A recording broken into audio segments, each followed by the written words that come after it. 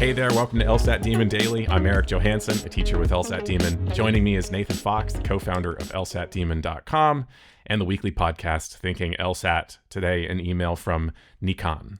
Nikan, I'm an avid watcher of your guys' videos, although I'm not a student of the official LSAT Demon course, and I'm wondering if you guys could make a brief podcast clip about what one should do mindset-wise before getting into the exam and how to get locked in to score a 170.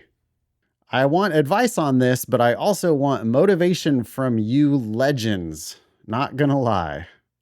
Okay. Well, thank you. Yeah, sure. I'm reminded, I did a podcast with Ben a while back where I think we had a similar question about like how to lock in, how to get focused. And Ben recalled the advice of someone who I think was his LSAT teacher back in the day.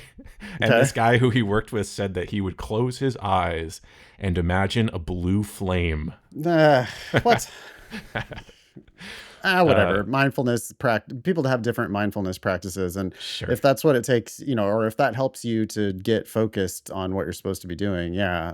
I mean, my advice for Nikan is, are you doing an LSAT question right now? Like right now, are you working on the LSAT right now or not? Because I don't think you are. If you were, that's how you get locked in to score a 170. You like do your LSAT work. Not to say that you have to study 24 hours a day, but you have to give it one high quality hour a day where you're genuinely engaging with the material. Well, so I think what you're saying is key here, Nathan, because I believe that Nikon's question is, what do I do on test day To lock into a 170? to lock into a 170? And I agree with you. The response is it's not about test day. It's about your preparation leading into test day. Yeah, because I'm just not assuming that you have 170 practice test scores already. If you have 170 practice test scores already, then you don't need any advice about how to lock in for the day. You just do the same shit that you're already doing on your practice tests. But there's no magical mindset of lock into a 170 that just makes it happen if you haven't been doing that on your practice tests already. And you're not, but most students don't. Most students are not scoring in the 170s on their practice tests. So, okay, so you need to work your way towards scoring 170 on your practice tests. The way you do that is you do more LSAT prep. And again, one high quality hour a day is enough to be making forward progress. But most people ask questions instead of like just doing their 1 hour a day of prep. So I'm not mad at Nikan for asking the question, but it is like, okay, look, you have to put in the work to get there. And then once you put in that work and actually get there on your practice test scores, then it's nothing to lock in because Yeah, the test just itself is another just practice test. It's just a victory lap at that point because you've already Exactly. done the prep to get you there.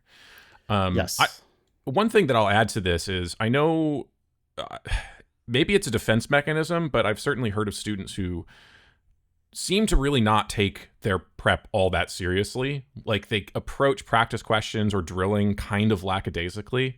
Now, you can go too far and take all of your practice tests too seriously and get really worked up over what your score is and really anxious about your practice tests. But on the flip side, I do know that there are students who like really are just kind of lazy about it. And I think you got to find that happy in-between place where you want to take your prep seriously. Maybe that sounds obvious to say, but like you're not going to lock in on test day if you aren't locked in on your practice test days or on your drilling days. So that one drilling question that's in front of you right now, lock in. Like that's part of the prep as well. Can you get focused? Ignore the cat that is meowing. Ignore your friends texting you about dinner later. Lock in on this one practice question. Take your prep seriously because that's building the muscle that's going to let you lock in on test day. You're solving it. Yeah.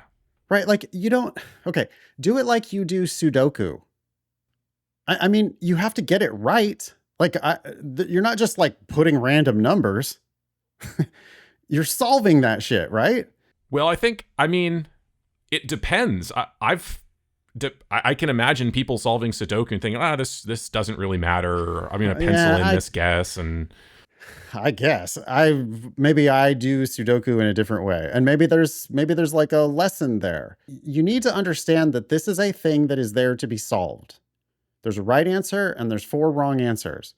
And your job is to solve it. So what I want you to do is to sit down every day and solve some shit.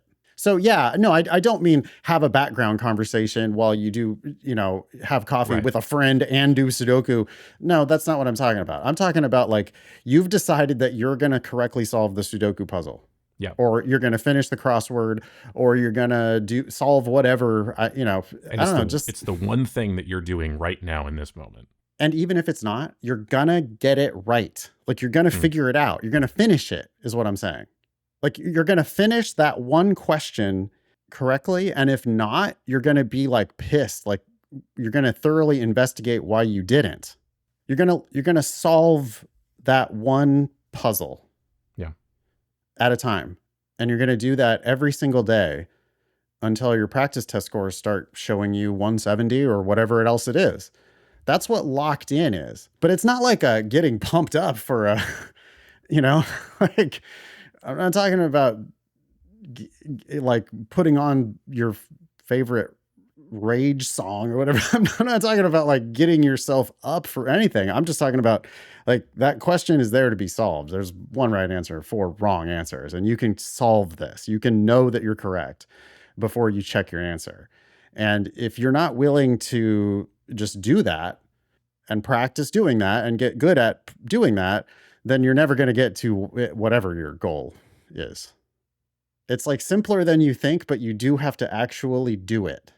And I think that's what a lot of people want to focus on other stuff besides the reality of like the solving that question. Mm-hmm.